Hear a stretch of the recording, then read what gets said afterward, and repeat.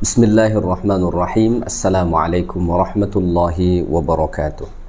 Innal hamdalillah nahmaduhu wa nasta'inuhu wa nastaghfiruh wa na'udzu billahi min shururi anfusina wa min sayyiati a'malina. Man yahdihillahu fala mudilla lahu wa man yudlilhu fala hadiya lahu. Asyhadu an la ilaha illallah wahdahu la syarika lahu wa asyhadu anna Muhammadan 'abduhu wa rasuluhu la nabiyya ba'dahu. Allahumma salli wa sallim wa barik ala sayyidina Muhammad wa ala alihi wa ashabihi wa man da'a bida'watihi wastanna bisunnatihi ila yaumi liqa'i rabbih, amma ba'd. Alhamdulillah, sentiasa kita merafakkan kesyukuran kehadirat Allah Ta'ala kerana Allah masih mengurniakan nikmat-nikmatnya kepada kita semua. Tuan-tuan, puan-puan, muslimin dan muslimat yang dikasihi dan dirahmati Allah Ta'ala sekalian, InsyaAllah pada hari ini kita sambung semula kuliah tafsir dan tadabbur Al-Quranul Karim. Pada kuliah yang lepas, Alhamdulillah, kita telah pun selesai membahaskan surah Al-Ikhlas, surah yang ke-112 dalam Al-Quran. So pada hari ini insyaAllah kita sambung pula surah yang berikutnya, iaitulah surah Al-Falaq, surah yang ke-113 dalam Al-Quranul Karim, ya. Baik, sebelum kita membahaskan tafsiran dan tadabbur pada ayat-ayat Allah Ta'ala yang terdapat dalam surah Al-Falaq ni, mari kita lihat dahulu sedikit muqaddimah kepada surah Al-Falaq, ya. Yang pertama-tama daripada sisi nama, surah ini disebut dengan surah Al-Falaq, ya. Disebut sebagai surah Al-Falaq. Ini diambil daripada firman Allah Ta'ala yang terdapat pada ayat yang pertama, yang mana Allah Ta'ala berfirman, a'udzubillahi minasyaitanirrajim, qul a'udzu birabbil falaq, ya. Maka daripada situlah disebut nama surah ini sebagai Al-Falaq. Apa makna Al-Falaq? Al-Falaq itu kalau kita lihat dalam Quran diterjemah dengan waktu subuh. Tetapi nanti apa makna sebenar daripada Al-Falaq, insya-Allah nanti kita akan bahaskan, ya. Baik, selain daripada itu, surah ini juga disebut ia sebagai surah Qul a'udzu birabbil falaq, sebagaimana firman Allah Ta'ala pada ayat yang pertama, ya, langsung disebut sebagai surah Qul a'udzu birabbil falaq. Dan ini terdapat dalam riwayat-riwayat hadis Nabi sallallahu alaihi wasallam.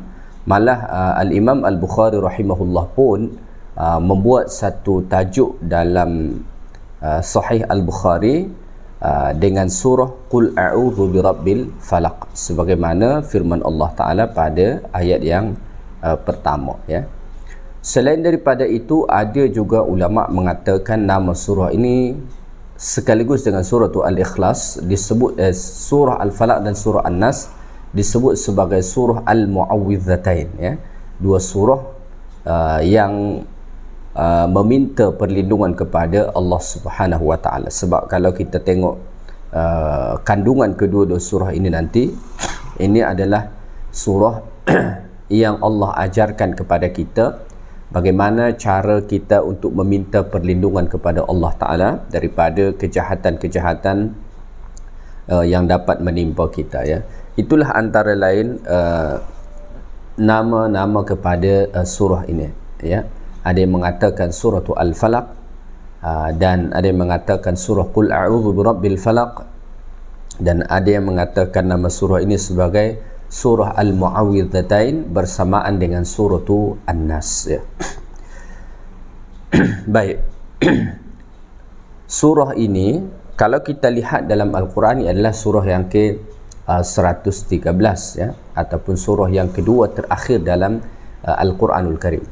Tetapi kalau dilihat daripada sisi tertibun nuzul dia, maka surah ini dikatakan para ulama ia diturunkan surah yang ke-20 kepada Nabi, ya. Ini surah yang ke-20 diturunkan kepada Nabi kita alaihi salatu wassalam.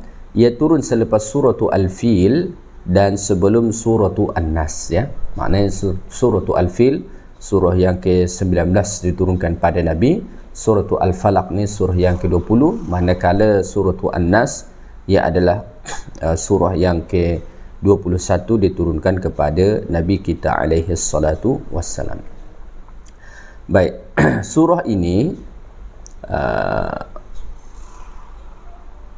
termasuk surah yang berbeza para ulama dalam menentukannya adakah ia surah Makkiyah ataupun surah Madaniyah.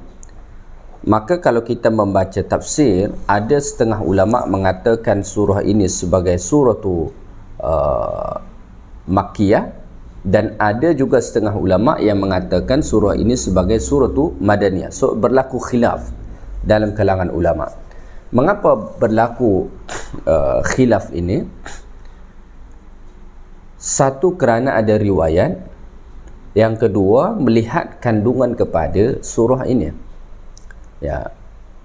Bagi ulama yang mengatakan surah ini adalah surah Madaniyah, artinya diturunkan kepada Nabi selepas hijrah ke Madinah, mereka berpegang dengan riwayat yang menyatakan bahawa surah ini diturunkan kepada Nabi ketika mana Nabi terkena sihir daripada seseorang yang bernama Labid bin Al-A'sam, ya, seorang Yahudi yang ada dekat Madinah dahulu. Yahudi itu hanya ada dekat Madinah, dekat Mekah tak ada. Ya, dekat Mekah tu dahulu hanya orang-orang Arab semua ataupun orang-orang musyrik itu saja. Yahudi tu ada dekat Madinah. Maka berdasarkan riwayat itu, setengah ulama mengatakan surah Al-Falaq ini adalah surah Madaniyah. Kerana sebab turun ayat itu berkenaan tentang sihir yang dibuat oleh seorang Yahudi yang bernama Labid bin Al-A'sam kepada Rasulullah sallallahu alaihi wasallam. Namun setengah ulama yang lain mengatakan surah ini surah Makkiyah, iaitulah diturunkan kepada Nabi semasa baginda alaihi salatu wasallam masih berada di kota Mekah. Dan mereka mengatakan bahawa sebab turun surah ini bukan kerana sihir yang dibuat oleh Labid bin Al-A'sam, malah mereka mengatakan itu tidak tepat. Ya. Ulama mengatakan golongan kedua ni bahawa surah ini diturunkan kepada Nabi kerana kedengkian yang menyebabkan penyakit ain kepada Rasulullah SAW yang dibuat oleh orang-orang musyrik Makkah. Ya. So bagaimana mana yang lebih kuat pendapat daripada kedua-dua ini? Kalau kita ikutkan apa yang dikatakan oleh Syekh Tahir Ibn Ashur rahimahullah, beliau mengatakan bahawa pendapat yang paling kuat adalah pendapat yang mengatakan bahawa suratu Al-Falaq ni adalah suratu Makkiyah. Artinya ia diturunkan kepada Nabi sebelum hijrah lagi ke Madinah. Dan kalau kita lihat dalam Al-Quran juga, ini dikategorikan sebagai suratu Makkiyah, ya. Tak pasti, mungkin ada Quran-Quran tertentu yang dibuat Madaniyah. Dan perlu untuk sama-sama kita ketahui, apabila kita belajar ilmu ulumul Quran berkenaan tentang Makkiyah Madaniyah, di sana memang ada surah-surah yang berbeza pendapat ulama dalam menentukannya adakah ia Makkiyah ataupun Madaniyah. Ada yang disepakati, banyak yang disepakati, tetapi ada beberapa surah yang tak disepakati apakah ia Makkiyah atau Madaniyah. Setengah mengatakan Makkiyah, setengah mengatakan Madaniyah. Salah satu contohnya ialah suratu Al-Falaq ini, ya. Baik. Suratu Al-Falaq ini sebagaimana kita lihat dalam Al-Quran, ia berjumlah sebanyak 5 ayat dan tiada khilaf dalam kalangan ulama tentang perkara ini. Dan daripada 5 ayat itu terdapat 23 kalimah. Terdapat 23 kalimah. Daripada 5 ayat dan 23 kalimah itu terdapat 74 huruf. Artinya apabila kita membaca suratu Al-Falaq daripada awal surah sehinggakanlah ke akhir, insya-Allah kita akan dapat pahala lebih kurang 740 pahala apabila Allah beri kita ganjaran 10 kebaikan bagi tiap-tiap huruf yang kita baca, ya. Baik.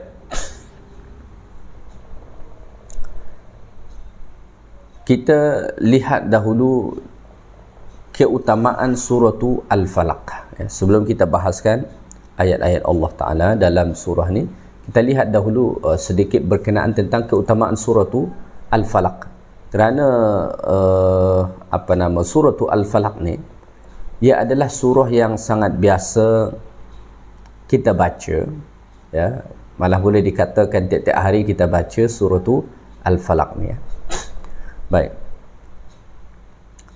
Dalam riwayat Imam Muslim rahimahullah dikatakan, Rasulullah bersabda, alam tara ayatin unzilatil lailah lam yara mithlahunna qattun a'udzu birabbil falaq a'udzu birabbin nas. Ini keutamaan pertama. Nabi mengatakan, adakah engkau tidak melihat ayat-ayat yang diturunkan pada waktu malam dan engkau tidak melihat yang seumpamanya buat selama-lamanya? Apa dia? Itulah surah Al-Falaq dan surah An-Nas, Nabi kata. Itu keutamaan pertama. Ya. Keutamaan yang kedua diriwayatkan daripada Muhammad bin Ibrahim At-Taimi an Uqbah anna Rasulullah sallallahu alaihi wasallam qala lahu, Rasulullah berkata kepada Uqbah, ala ukhbiruka bi afdali ma ta'awwadha bihil mu'awwidhun. Mahukah kamu, hai Uqbah, aku beritahu, kata Nabi, seafdal yang meminta perlindungan dengannya orang-orang yang meminta perlindungan. Maknanya perlindungan terbaik apa dia? Qultu bala. Maka Uqbah pun jawab, saya mahu, wahai Rasulullah. Maka Rasulullah pun menjawab, qul a'udzu birabbil falaq wa qul a'udzu birabbin nas. Iaitulah surah qul a'udzu birabbil falaq dan surah qul a'udzu birabbin nas, ya. Dalam hadis riwayat Imam At-Tirmidzi pula dikatakan, haddatsana Qutaibah akhbarana Ibnu Lahi'ah an Yazid an Abi Habib an Ali bin Ribah an Uqbah bin Amir qala amarani Rasulullah an aqra'a bil mu'awwidhatain fi duburi kulli salah. Rasulullah perintahkan aku, kata Uqbah bin Amir, untuk membaca surah Al-Mu'awwidhatain. Al-Mu'awwidhatain tadi maknanya dua surah yang meminta perlindungan, iaitulah surah Al-Falaq dan surah An-Nas fi kulli duburis salah, tiap-tiap selesai daripada solat. Maka apabila kita selesai daripada solat, salah satu sunnah yang digalakkan ialah bacalah surah Al-Falaq, ya.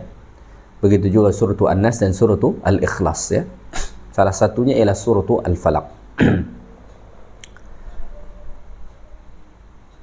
Kemudian dalam hadis riwayat Imam At-Tirmidzi, An-Nasa'i dan juga Al-Imam Ibnu Majah, an Abdullah bin Habib qala, daripada Abdullah bin Habib, beliau berkata, kharajna fi lailatin matar wa zulmah. Kami keluar pada suatu malam ketika hujan lebat dan sangat gelap pula.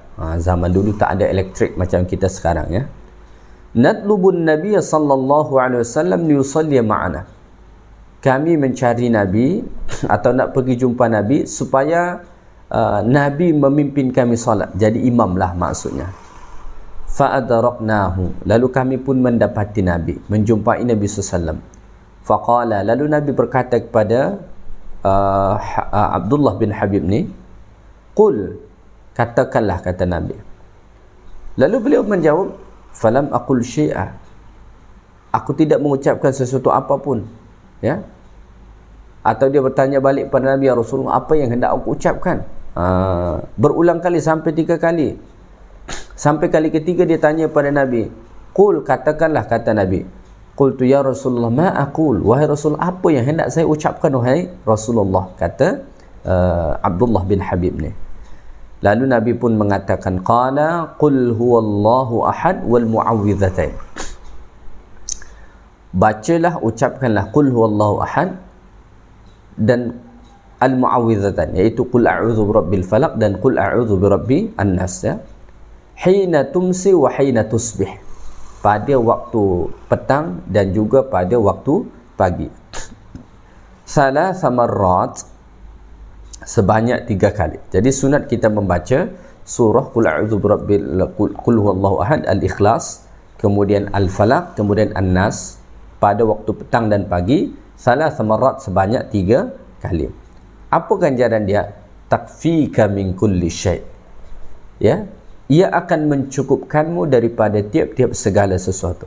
InsyaAllah kita akan mendapatkan perlindungan, kita dapatkan pahala, kita dapatkan penjagaan, kita diberikan keselamatan, ya, diselamatkan kita daripada hal-hal yang ditakutkan, insyaAllah. Maka ini salah satu amalan yang baik untuk kita amalkan. Baca 3 kali pagi dan baca 3 kali petang, 3 surah tu, Al-Ikhlas, Al-Falaq, An-Nas, ya. Dalam riwayat Imam At-Tirmidzi daripada hadis Abu Hurairah radhiyallahu taala anhu, qala, beliau berkata, kana Rasulullah sallallahu alaihi wasallam yata'awwadhu minal janni wa 'ainin nasi hatta nazalat al-mu'awwidhatan, falamma nazalata akhadhahuma wa taraka ma siwahuma. Rasulullah SAW sentiasa meminta perlindungan kepada Allah daripada jin dan ain yang dibuat manusia, penyakit ain yang dibuat oleh manusia, sehinggalah turun suratu Al-Falaq dan suratu An-Nas. Nabi sentiasa meminta perlindungan kepada Allah. Ketika mana turun 2 surah ni, iaitulah Al-Falaq dan An-Nas, Nabi ambil keduanya, Nabi amalkan keduanya, dan Nabi tinggalkan yang lain. Jadi sejak turun suratu Al-Falaq dan suratu An-Nas, kalau Nabi hendak meminta perlindungan kepada Allah, misalnya daripada gangguan jin ataupun gangguan hasad manusia misalnya, Nabi hanya akan membaca kedua-dua surah ini, dan Nabi tak baca lagi doa-doa perlindungan yang lain, ya. Jadi kita pun sangat baik ni untuk kita amalkan kedua-dua surah ini, ya. Salah satunya iaitulah suratu Al-Falaq. Kemudian dalam Sahih Al-Bukhari dan Muslim daripada Aisyah radhiyallahu taala anha, anna an-nabiy sallallahu alaihi wasallam kana idza awa ila firashihi nafatha fi kaffaihi. Nabi kalau Nabi pergi hendak tidur, Nabi akan meniup kedua tapak tangan Nabi, membaca qul huwallahu ahad, al-ikhlas dan al-mu'awwidhataini jami'an, dan qul a'udzu birabbil falaq dan qul a'udzu birabbi an-nas. Baru kemudian Nabi usapkan dari kepala, wajah dan bahagian hadapan badan sampai bahagian-bahagian yang dapat dijangkau. Sebenarnya keutamaan yang ni kita dah bahaskan, saya dah sampaikan ketika mana membahaskan suratu Al-Ikhlas pada kuliah sebelumnya. Malah suratu Al-Falaq ni ia boleh jadi asbab ubat, ya. Daripada Ma'mar Az-Zuhri an Urwah, daripada Aisyah radhiyallahu taala anha, Aisyah kata, anna an-nabiy sallallahu alaihi wasallam kana yanfuthu ala nafsihi fi mardihi alladhi qubida fihi bil mu'awwidhat. Rasulullah sallallahu, ya, meniupkan terhadap dirinya ketika mana sakit yang Nabi wafat dengannya bil mu'awwidhat. Itulah salah satunya dengan suratu Al-Falaq. Ketika mana Nabi sakit, Nabi baca suratu Al-Falaq, Nabi tiupkan ke diri Nabi sendiri. Falamma thaqula, ketika mana semakin teruk sakit Nabi itu, kata Aisyah, kuntu ana anfus alaihi bihin, sayalah yang meniupkan ke tangan Nabi ni. Biasa Nabi tiup sendiri ke tangan Nabi, kemudian Nabi usapkan kepada Nabi ketika mana sakit. Ketika sakit Nabi semakin teruk, apabila sakit Nabi itu makin teruk, maka Aisyah kata, sayalah yang meniupkan kepada Nabi alaihi salatu wassalam, tetapi wa amsa biyadi nafsi li barakatiha, dan saya tetap menggunakan tangan Nabi untuk mengusapkannya. Jadi ditiupkan Aisyah ke tangan Nabi, kemudian Aisyah guna tangan Nabi untuk mengusapkan. Mengapa? Kerana keberkatan yang ada pada Rasulullah sallallahu alaihi wasallam. Jadi ini salah satu semacam ubat lah, ya, semacam ubat lah ketika mana sedang sakit, ya. Baik, kita masuk pada suratu Al-Falaq ni. Apa yang dibicarakan dalam suratu Al-Falaq ni? Suratu Al-Falaq ni, ya, suratu Al-Falaq ni surah yang mengajarkan kepada kita tentang meminta perlindungan kepada Allah Subhanahu wa taala, ya. Allah ajar kita macam mana nak meminta perlindungan kepada Allah daripada kejahatan-kejahatan yang dapat menimpa kita, ya. Dan dalam surah Al-Falaq ini nanti kita akan diajarkan setidaknya 3 poin utama. Yang pertama, nafsul isti'adzah, perlindungan itu sendiri, ya, apa itu perlindungan. Yang kedua, al-musta'adz bihi, ya, yang tempat meminta perlindungan, ya. Al-musta'adzu minhu, yang ketiga yang diminta perlindungan daripadanya, ya. Baik, mari sama-sama kita perhatikan firman Allah Ta'ala. Allah berfirman pada ayat yang pertama, a'udzubillahi minasyaitonirrajim, qul a'udzu birabbil falaq min syarri ma khalaq wa min syarri ghasiqin idza waqab wa min syarri naffatsati fil 'uqad wa min syarri hasidin idza hasad. Baik, dekat sini Allah Ta'ala berfirman, qul a'udzu birabbil falaq, ya, pada ayat yang pertama, yang bermaksud katakanlah wahai Muhammad, aku berlindung kepada Allah, Tuhan yang menguasai subuh ataupun fajar, ya. Baik, dekat sini Allah Ta'ala perintahkan Nabi, qul, katakanlah wahai Muhammad. Walaupun secara zahirnya yang diperintahkan itu Nabi kita alaihi salatu wassalam, tetapi sebenarnya ia juga diperintahkan kepada kita umat Nabi Muhammad sallallahu alaihi wasallam. Katakanlah, apa yang perlu dikatakan itu? A'udzu birabbil falaq, aku berlindung dengan Rabb al-falaq, ya. Pertama, apa itu makna berlindung? A'udzu, ya. A'udzu, apa makna a'udzu? A'udzu biasa kita terjemah dengan berlindung, kan? Biasa kita terjemah dengan berlindung. Tetapi apa makna sebenar daripada a'udzu itu, ya? A'udzu itu maknanya, ya, lari daripada sesuatu yang ditakuti kepada sesuatu yang kita percaya ia dapat melindungi kita. Itulah makna daripada a'udzu, ya. Kita lari daripada sesuatu yang ditakuti kepada sesuatu yang kita percaya dapat melindungi kita. Itulah dia makna a'udzu tadi. So, qul a'udzu birabbil falaq, katakanlah aku berlindung. Terjemah mudah dia berlindung. Maksudnya lari daripada hal-hal yang ditakuti kepada yang dapat melindungi kita. Siapa yang dapat melindungi kita itu? Allah Ta'ala. Maka qul a'udzu birabbil falaq, aku berlindung kepada Rabb yang menguasai al-falaq, ya. Al-falaq itu makna asalnya boleh dimaknai sesuatu yang terbelah, ya, sesuatu yang terbelah. Subuh itu dikatakan al-falaq. Mengapa? Kerana cahaya fajar yang datang pada waktu subuh itu ia membelah kegelapan malam. Maka dalam Al-Quran diterjemah falak itu sebagai subuh. Mengapa? Kerana memang al-falaq itu makna asalnya membelah, ya, atau sesuatu yang Allah Ta'ala buat terbelah. Maka subuh dikatakan al-falaq kerana cahaya fajar itu datang, ia membelah kegelapan malam. Yang sebelumnya gelap gelita, maka mulailah nampak ada terang. Dia belah kegelapan malam itu. Dan al-falaq dalam Al-Quran itu digunakan juga untuk makna yang lain, seperti misalnya biji yang membelah, ya, atau lain-lain sebagainya, sebagaimana firman Allah misalnya dalam surah Al-An'am, innallaha faliqul habbi wan nawa. Allah Ta'ala yang membelah al-hab, biji-bijian itu, ya. Maka kalau kita tengok bijian itu tumbuh, ya, kita tanam biji apa, kita kata biji durian atau biji apa. Kalau kita tengok prosesnya tumbuh tu, Allah Ta'ala buat terbelah biji tu.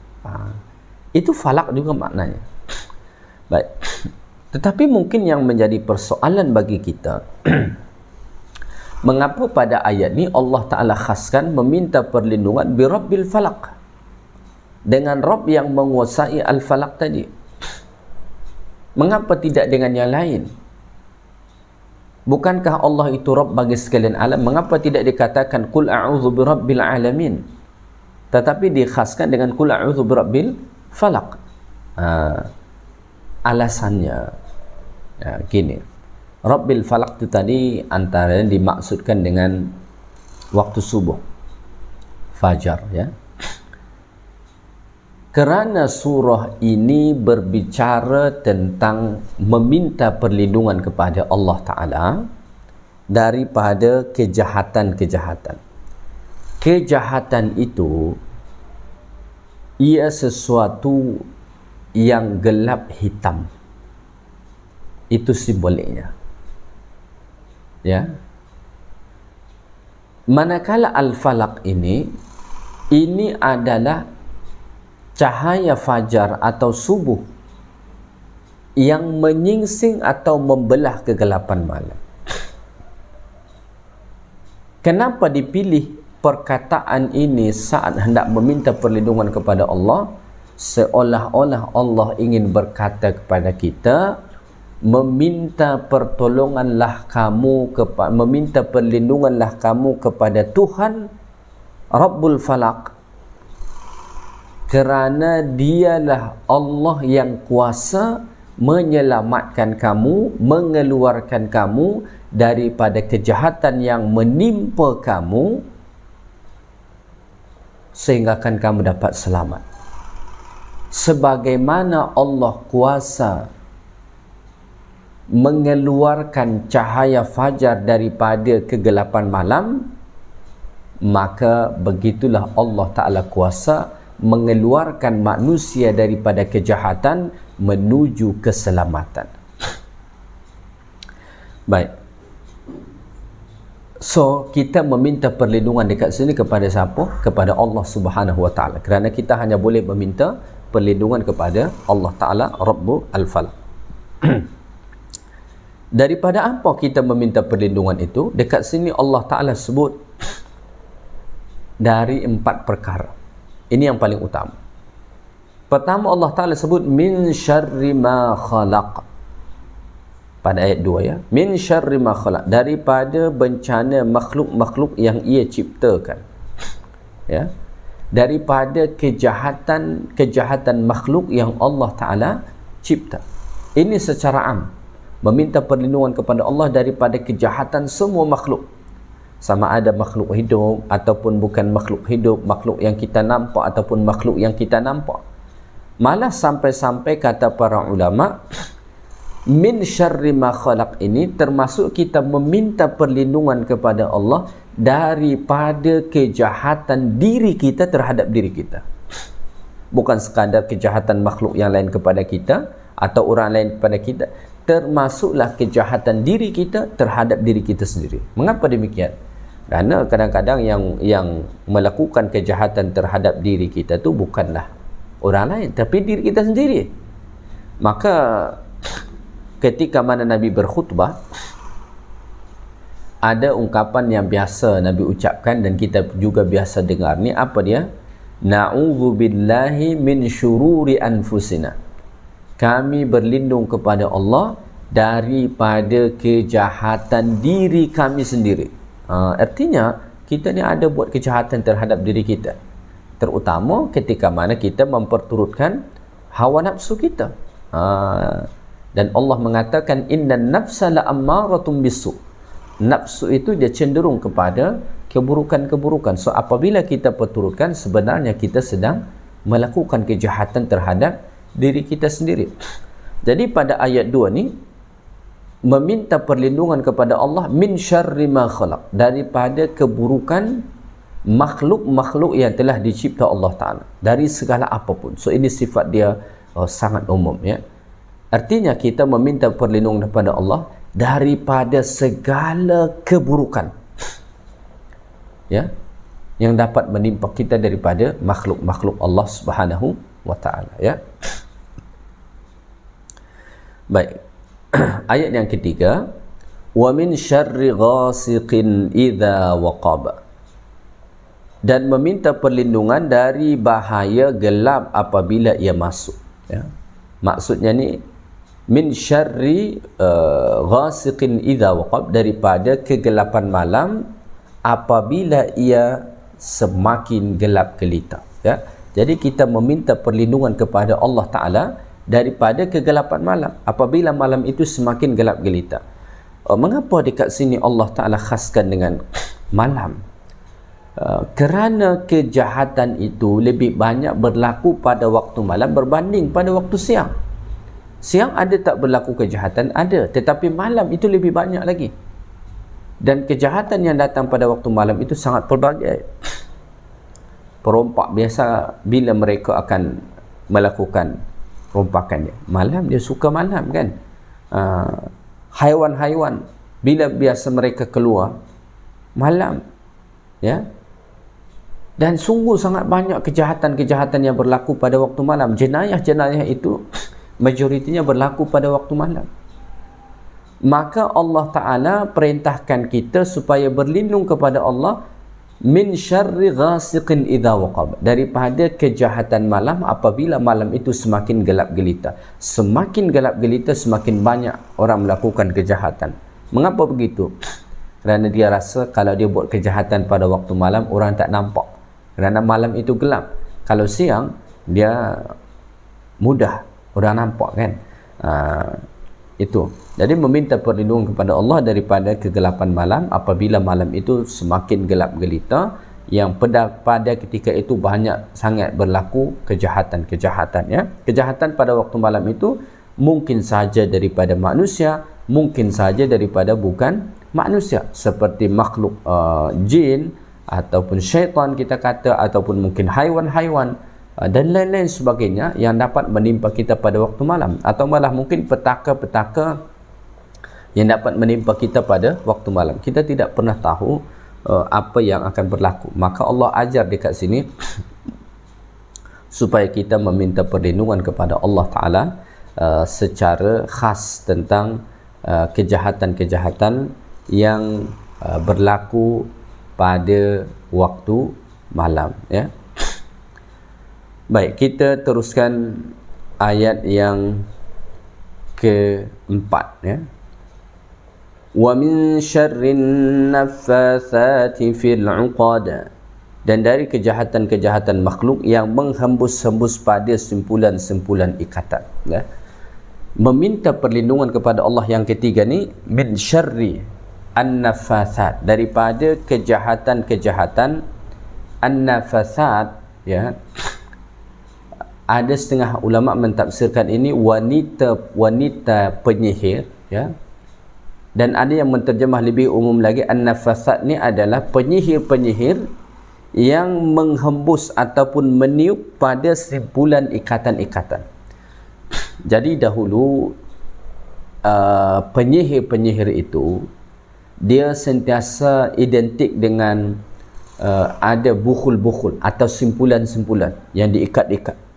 Jadi kalau kita membaca misalnya riwayat yang menjelaskan bahawa Nabi terkena sihir daripada Labid bin Al-Asam, itu ada banyak simpulan-simpulan yang dibuat, dia kemudian ditiup-tiuplah dekat situ, ya. Ini sihir, ya. So dekat sini kita meminta perlindungan kepada Allah Ta'ala daripada kejahatan-kejahatan penyihir-penyihir yang biasa mereka menghembuskan mantra mereka, sihir-sihir mereka kepada simpulan-simpulan ataupun ikatan-ikatan yang telah mereka buat untuk mendatangkan kemudaratan kepada orang lain. Daripada ayat ni kita dapat belajar bahawa sihir itu ada. Sihir itu ada. Kemudian kita diperintahkan Allah untuk meminta perlindungan kepada Allah. So ini memberi mafhum kepada kita bahawa sihir itu tidak akan menimpa kita, tidak akan dapat mendatangkan kemudaratan kepada kita kalau Allah tidak izinkan berlaku kepada kita. Sebab itu Allah Ta'ala suruh kita mintalah perlindungan kepada Allah Subhanahu wa Ta'ala. Dan ini pun kejahatan yang dapat menimpa kita. Ya.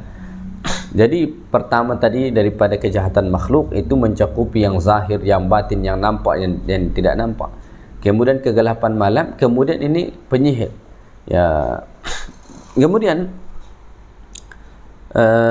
yang terakhir, ayat yang kelima, wa min syarri hasidin idza hasad. Dari kejahatan orang yang dengki apabila ia melakukan dengki, ya. Daripada kejahatan orang yang hasad. Hasad itu apa dia? Hasad itu maknanya adalah biasa kita terjemah dengan dengki, ya. Tapi makna hasad itu ialah, atau orang yang hasid. Kalau hasid itu orang yang hasad, perbuatan dia hasad. Hasid itu atau orang yang hasad itu ialah huwallazi yuhibbu zawalan ni'mati 'anil mahsud fayas'a fi zawaliha bima yaqdiru 'alaihi minal asbab. Ya. Orang yang dengki itu ialah orang yang menginginkan hilang nikmat itu daripada orang yang dia dengki tadi, daripada orang yang dihasad itu, dan ia berusaha sedaya supaya dia macam mana dapat menghilangkan nikmat itu daripada orang tersebut. Dan ini satu kejahatan yang luar biasa, yang kadang-kadang kita tidak tahu. Sebab hasad ni dia asalnya dalam hati, ya. So kadang-kadang orang yang rapat dengan kita, kita tak pernah tahu. Maka Allah perintahkan kita untuk meminta perlindungan kepada Allah Subhanahu wa Ta'ala daripada perkara ini, supaya ia tidak berlaku, tidak menimpa kita. So hasad ini adakah ia mendatangkan keburukan kepada kita? Ya, jawapannya ya.